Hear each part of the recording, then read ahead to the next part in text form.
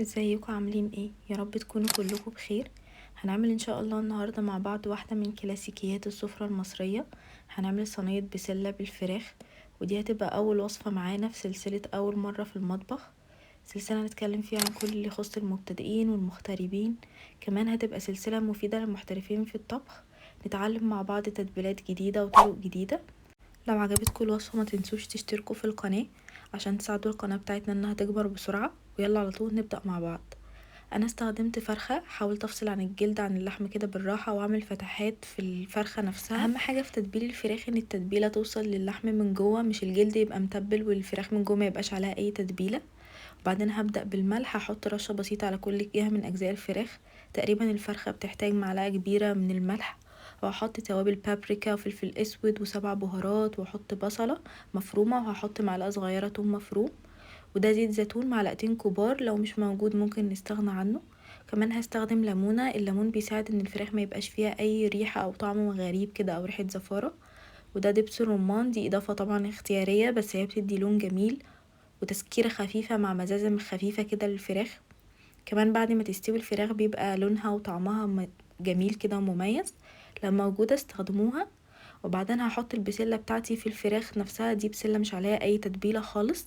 هحطها مع الفراخ كده واسيبها تتبل معاها، اسيبها في التلاجة تقريبا ساعتين، والافضل طبعا ليلة كاملة. وبعدين نعمل عصير الطماطم، هحتاج طماطماية واحدة بس. هحط عليها توابل، رشة بسيطة من الملح والفلفل الاسود والسكر ومكعب مرقة، ممكن معلقة صغيرة مرقة بودر الفورية. واحط كوباية واحدة بس من المية، وهضرب المكونات دي كلها مع بعض. وكده يبقى عصير الطماطم بتاعنا جاهز، اللي احنا هنستخدمه ان البسلة تستوي فيه. تقريبا بعد ساعتين الفراخ بتاعتي كانت خلاص اتبلت. هجيب طاسة عميقة كده او وok، هحط فيها معلقة سمنة، هشوح الفراخ الاول والبسلة قبل ما ادخلها الفرن. بتدي للفراخ والبسلة طعم حلو كده قبل ما تستوي يعني. دقيقتين كده على كل جنب تاخد اللون الجميل ده. وبعدين هحط كمان البسلة معاهم تتشوح هي كمان. وبعدين هغطي عليهم، اسيبهم تقريبا من 5 ل10 دقايق وبس كده. هجيب اي صينية بتدخل الفرن، بايركس او طاجن او اي حاجة. هحط الاول البسلة بتاعتي تحت وفوقيها الفراخ. هبدأ ارص الفراخ كده. وبعدين نيجي لعصير الطماطم. عصير الطماطم ده اللي هيتبل البسلة بتاعتي نفسها، هحطه كده تحت. ومرقة الدجاج هي اللي هتتبل البسلة عشان هي البسلة مش عليها اي تتبيلة. لو مش موجودة ممكن نستخدم الباودر الفورية، بس اهم حاجة يعني نحطها. وبعدين هدخلها الفرن درجة حرارة 200 رف اوسط، هتاخد تقريبا ساعة. لو احتاجنا اخر 10 دقايق نشغلها الشواية عشان تاخد اللون ده، بس هي اخدت اللون ده عندي من غير ما اشغلها الشواية ولا اي حاجة. تقريبا بعد ساعة كانت استوت. نيجي لعصير الطماطم. عصير الطماطم في ناس بتحب تستخدم اللي هو عصير 3 طماطم وتعمله عصير تقيل ومسبك، وبتحبها مسبكة يعني. اللي بيحب كده طبعا يعمل كده، هي مسألة اختيارية.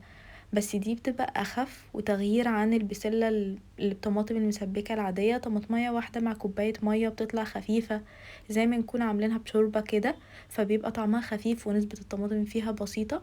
لو متعودين تعملوها بعصير طماطم مركز اعملوها بالطريقة دي كنوع من انواع التغيير. احنا بنعمل بسلة دايما على سفرتنا، فنوع من انواع التغيير، تتبيلة جديدة وطريقة جديدة هتدينا طعم مختلف كل مرة. كان طعمها جميل جدا، والتتبيلة اهم حاجة انها واصلة كده تحت الجلد. والفراخ كده كانت مستوية وجميلة من جوه، والريحة كانت بجد تحفة من وهي في الفرن. لو عجبتكم وصفة النهاردة هستنى رأيكم تحت في الكومنتس. ولو لسه بتتفرجوا لحد دلوقتي انا سعيدة جدا ان انتوا بتتفرجوا لحد الاخر. ولو شايفين القناة بتاعتنا تستحق انها تكبر اشتركوا فيها، واشوفكم ان شاء الله على خير قريب. مع السلامة.